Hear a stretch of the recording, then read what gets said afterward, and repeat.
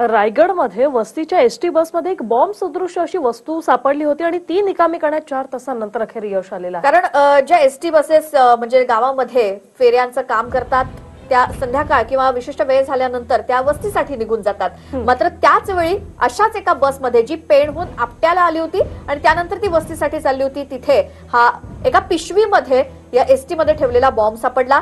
त्यानंतर तो बॉम्ब निकामी करण्यात यश आलंय आणि त्यानंतर आपटावासियांनी सुटकेचा निश्वास सोडला. खरं तर बुधवारी रात्री नेहमीप्रमाणे ही बस पेणहून आपटा गावी जाण्यासाठी निघाली होती आणि आपटा गावात पोहोचल्यानंतर जवळपास रात्री 11च्या सुमारास गाडीत बॉम्ब सदृश अशी वस्तू दिसली आणि चालक आणि वाहक यांना देखील थोडंफार टेन्शन आलं असंच म्हणावं लागेल आणि तातडीने त्यांनी खबरदारीचा उपाय म्हणून पोलिसांना याची माहिती दिली.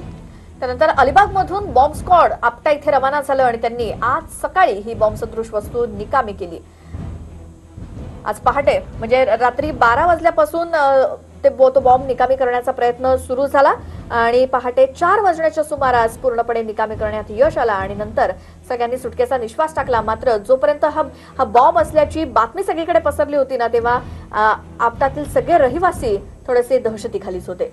खरं तर आता ही पिशवी कोणाची आहे, ही कोणी हा बॉम्ब सदृश वस्तू जी आहे ती एसटी मध्ये ठेवली याचा तपास आता पोलीस करतीलच.